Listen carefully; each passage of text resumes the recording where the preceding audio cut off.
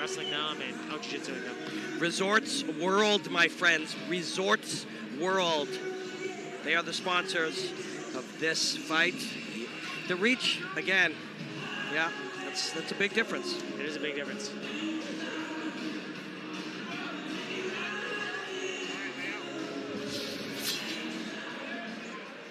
All right, ladies and gentlemen, our next bout is scheduled for 3 5-minute rounds in the middleweight division, and it's brought to you by Caliendo Foods and Imports. Based in sunny South Florida, Caliendo Foods is the premier Italian food importer and distributor. To learn more, visit caliendofoods.com. Your referee for this bout is Larry Folsom. Introducing to you first, fighting out of the blue corner, wearing the white trunks. He stands tall at 6 feet 3 inches, weighing in at 179 pounds, with a record of 7 wins, 4 losses, 1 no contest, 5 wins by submission. Fighting out of Orlando, Florida, by way of Minas Gerais, Brazil, he is Adriano, Pantera Negra Capitulino. And his opponent fighting out of the red corner, wearing the blue with gold. He stands 5 feet 10 inches tall, weighing in at 180 pounds even, with a record of 3 wins, 4 losses, 2 wins by submission. From Long Island, New York, please welcome Hugh McKenna.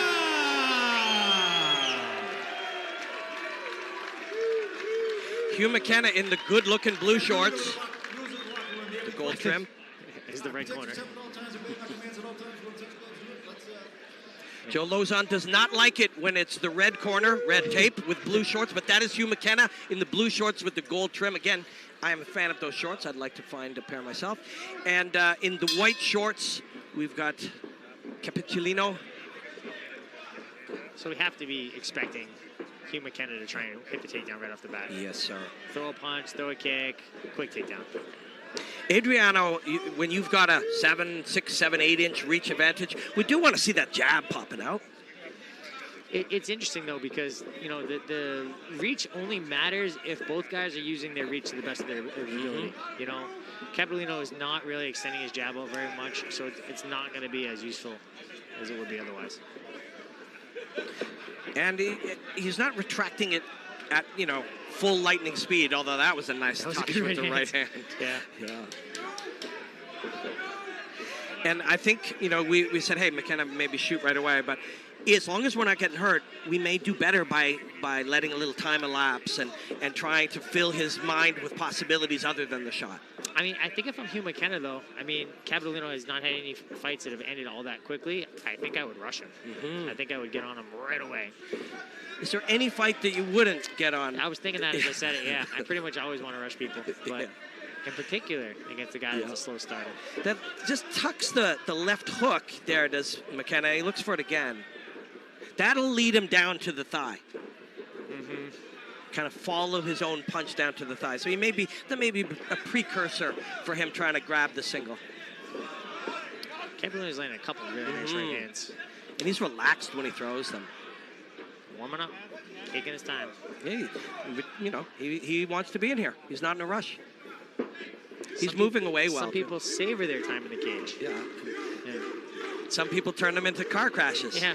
That's my style. Yeah. It made you, you know, money, career, fans. You enjoyed yourself. I mean, worked for you. Lots of scar tissue. Well, yeah, there's that. There again, he's, you know, coming in behind the straight right. You trying to use the left hook, I think, as a path down to that front thigh. Let's see if that is correct. Hugh McKenna's face is already looking a little bit busted up.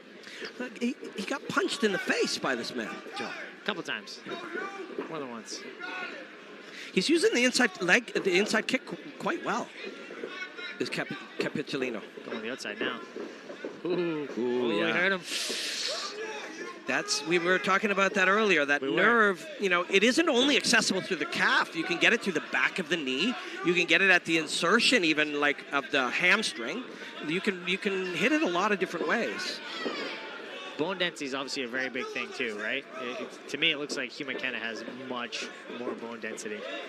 2 minutes remaining in round one. You know, it's time now for somebody to go and try to take these minutes. These are the most important minutes in any round because they're the ones that the ref or the judges, you know, spend the most time on or see the deepest. Yeah. Get to the end of the round, you're forgetting all about what happened in the first 3 minutes a lot of times. Back in the day, there were boxers who brought judges in just to study how they performed, and many of them just valued later minutes more importantly. That turning side kick was really sick, by the way. It was. I don't know if people can hear at home, but our audience, it is wonderful to have an audience here at CES 62. Our audience is not yelling boo or boo-earns. They are yelling Hugh. Hugh McKenna. Hugh earns. I was saying boo earns.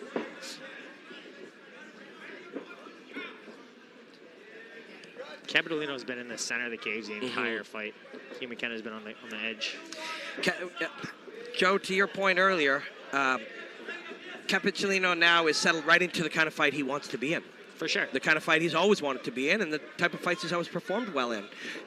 A slower pace, really smart choices, fighting at distance, striking and moving away. It's going really well for him. He's being very patient, but he's not just being like too patient and staying back. Good kick by Hugh. And he kind of faded off on it too. He stepped through on it. Yeah. I don't think we'll have a cameraman in the corner, but I'd love to hear what Ryan LaFleur does say to Hugh McKenna, other than don't get kicked with those turning side kicks. Yeah. And the answer to that is don't move away. Don't move directly away from them. You have to try to jam them or move to the side. Anytime someone's longer, like, you do yourself no favors by moving backwards. You always need to, if someone's longer, you always need to move forward. Yep. Close the space. And there are times to do it with 10 seconds remaining now. Adriano is, I felt that one. Yeah. That bone digs into the tissues. Getting kicked in the leg. Once again, ladies and gentlemen, CES would like to thank our sponsors, including Oxford Gold Group, the leader in precious metals. Get gold delivered to your door by calling Oxford Gold at 833-600-GOLD. CES MMA welcomes William DeMeo, the writer, director, producer, lead actor of Gravesend, and known for his role as Jason Molinaro on The Sopranos. CES MMA also welcomes the cast of Gravesend and Rhode Island's own Bruce Busta Sosha. There's the turning side kick. He kind of swept it off a little bit, and he did move back enough to take away some of the energy. Watch Ryan LaFleur. He's all fired up. He's all fired up. Every fighter needs something different in the corner. You know, some people like being talked to nice and calm. Sometimes you got to yell at people or slap in the face. I got a feeling this is going to motivate McKenna because he's not too busted up. You know, hey, we lost a round. That's okay. Let's get this guy on his back and let's feed him some elbows. Yep. And I don't know what verbiage Ryan LaFleur used, but it was something along those lines, although with more expletives. A little more gusto. Gusto. So the entire first round was basically Hugh McKenna backing up, circling away on the fence. Yep. Right away, he's already a little bit faster, a little more aggressive with his footwork. Remember McKenna in the blue shorts, Adriano Capitulino in the white shorts. And Capitulino, you know, had a great first round. And it isn't just, you know, Hugh. We can say, oh, Hugh, wouldn't he wish he was more aggressive or moving it on the legs or attacking the thighs, going to the body lock. But Capitulino is doing an excellent job of moving away and being hard to find. He's the longer guy too, you know, so he's just constantly probing with his jab with his right hand. It's easier said than done sometimes to, you know, eat up that space and be more aggressive when you get punched in the face. And kicked in the leg. And kicked in the leg. Yeah, it's hard. The brain is trying to protect us. You know, you've got kids. Yeah. When your kid touches a hot element, their brain says, don't do that anymore. One of them does it. I don't know about the other. Well, hopefully they stop. But yeah, our brains are taught. It's there to protect us. Stop doing that. So McKenna's brain, although McKenna consciously wants to move forward, parts of his gray matter is trying to protect him by getting him to hesitate. Let's go hang out over here. Yeah, let's do anything except that thing we should do. But that's part of the counterintuitive nature of fighting. Yeah. The thing that's hard to do is often the thing that will result in things going better. Yeah. Life is like that. Yeah. Why go with this guy? He's going to keep punching me. Yeah. Let's go the other direction. Yep. But yeah, we will have a tendency sometimes to talk about what one guy is or isn't doing. But so often, it's easier to just credit the guy who's doing the key thing. McKenna isn't doing anything, quote, wrong. He's just got a guy who's really using the dynamic properly, and he used it beautifully there because that you didn't expect. Nope, I didn't expect that. You know, both guys are black belts in jiu-jitsu, you know, but I think that sometimes you have guys that are black belt and they're very, very good in the gi. Then you have guys that are black belts that are better in MMA and, you know, better, you know, making use of the fence and working the ground and pound. So it's kind of it's a tough comparison sometimes, strictly off of their belt rank. And some of it's attribute-based, too. Like, how does your strength or speed or flexibility or any of these physical attributes of yours, how does that complement your game? Yep. Hugh McKenna just did a great job getting back up to his feet. It sounds silly, but the first thing you have to do to get back up here on your feet is put your feet on the ground. Yeah. And often that's the step that is hard to do. A guy's holding onto your ankle or you're in some form of guard. You've got to get your feet to the mat and start working. Even before that, sometimes, like, you know, guys get closed guard and they don't want to open their guard. You know, they're taught early on, okay, you know, closed guard is kind of your safe place. Like, you know, they're in your guard. They can't hurt you. They can't beat you. So you lock in your closed guard. You have to open it to get something going. That's right. So 2 minutes remaining, and a very similar first round in many ways. Hugh will be happy, and Ryan will be happy with his motivation. You know, he's definitely mentally engaged. He's moving forward. He's just not doing it with, he's got to be, and I hate to use this word, but maybe a little reckless. He's got to maybe be a little reckless on it. Take a little more of a chance. Yeah. Playing it safe is not working out that great for you. And you're a risk taker, Joe. I'm a risk taker always, yeah. Yeah.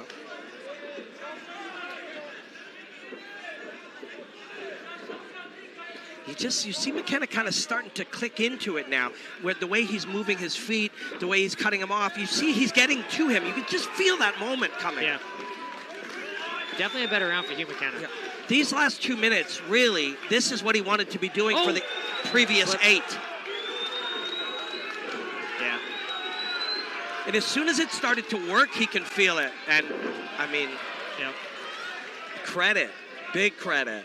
Smart. Now you've got McKenna, a guy who's moving towards you. Because he has to. He has to, yeah. The easiest way to take somebody down is catch them as they move to me, I move to you, and next thing you know, I'm on top of you. That's why there's guys like, you know, like a guy like Anderson Silva who, you know, generally he's more of a counter striker, right? You know, a lot of Anderson's fights were not like the most aggressive fights. They were kind of like counter fight, and then something explosive in the end.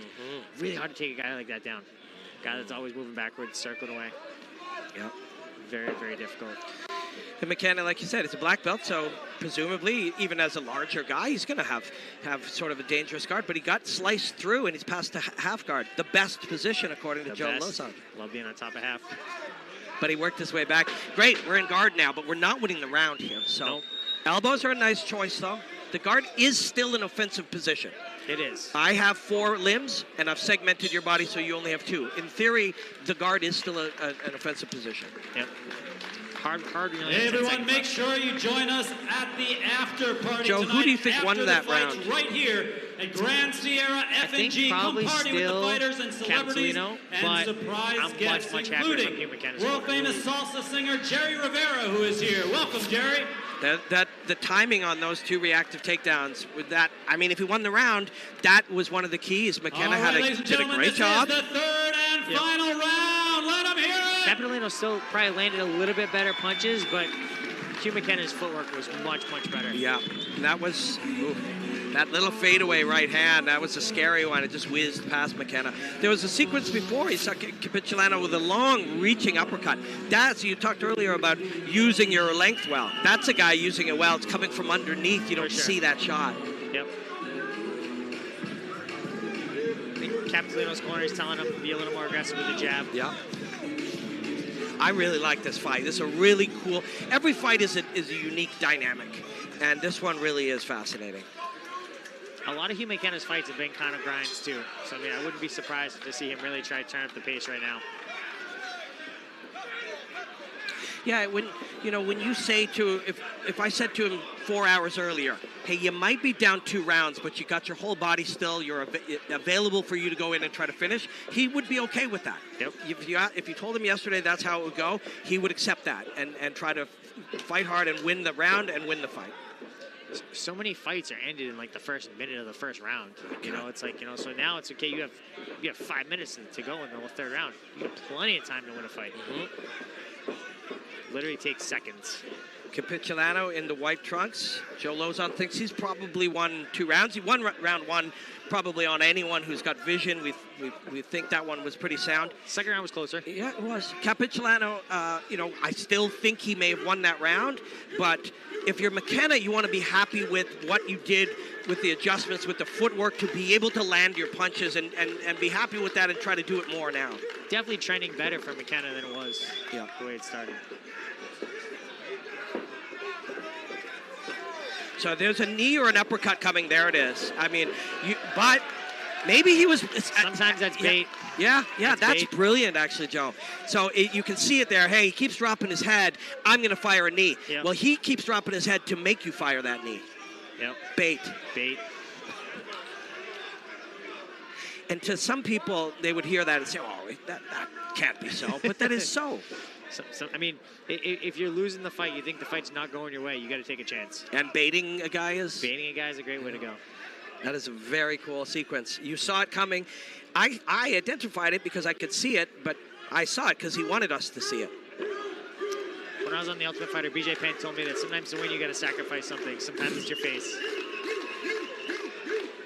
The fact that you can say BJ Penn told me something is cool. The man. Yeah. We can send some love to BJ Penn. BJPenn.com. They're not one of our sponsors, Joe. Don't care. Caliendo Foods and Imports, based in sunny South Florida. Caliendo Foods and Imports is the premier Italian food importer and distributor. To learn more about the product line, go to caliendofoods.com. Joe, they are one of our sponsors. But BJPenn.com is still very good. Okay, triangle is in and tight now.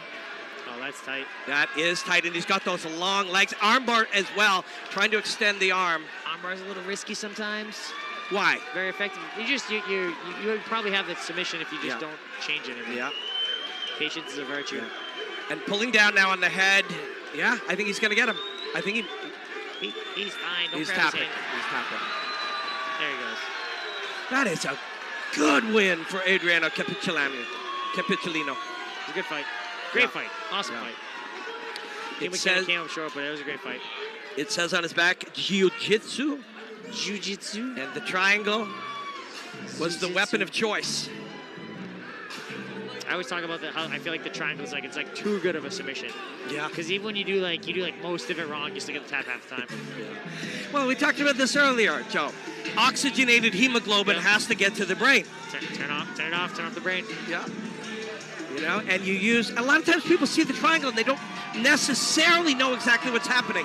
But on one side, your legs are cutting off the blood flow. On the other side, his own shoulder is cutting off the blood flow. And you create the triangle shape to stop the blood from flowing and delivering oxygenated hemoglobin to the brain. The human brain needs that. Great fight. Great night of fights, Joe. Really good fights. Great fights. Hugh McKenna is tired. He did a great job, though. He really did a great job.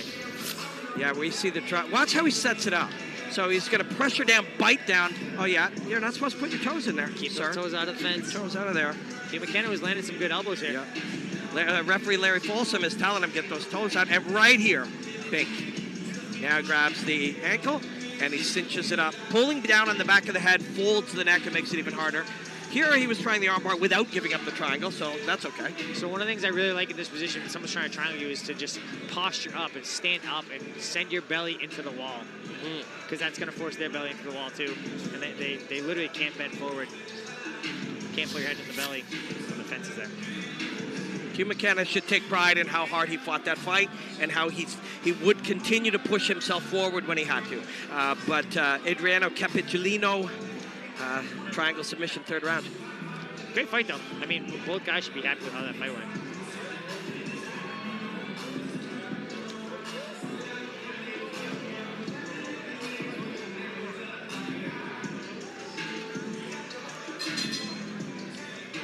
ladies and gentlemen, this one comes to a halt at 2 minutes 56 seconds of the third round due to a triangle choke.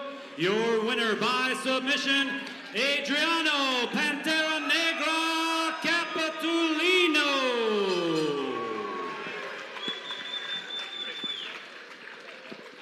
Congratulations, Adriano Capitulino. Joe, we were Don't talking forget, about... ladies and gentlemen, the after party right after the fights in Grand Sierra FNG.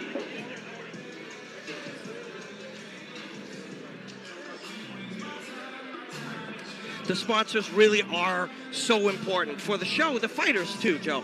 You know, and we're here with one of them, Mike Mota. How are you, man? How are you? How are you? Doing very, very good, thank you. Nice to meet you. How's it going? And it is, tell us about your app. So we're virtual cons. We're a 365-day a year, 7-day-a-week app. Allows people to talk to their celebrities, influencers, get shout-outs, meet and greets, and most importantly, virtual, because obviously the world's going virtually, where we have these great events live, but we also can broadcast them all over the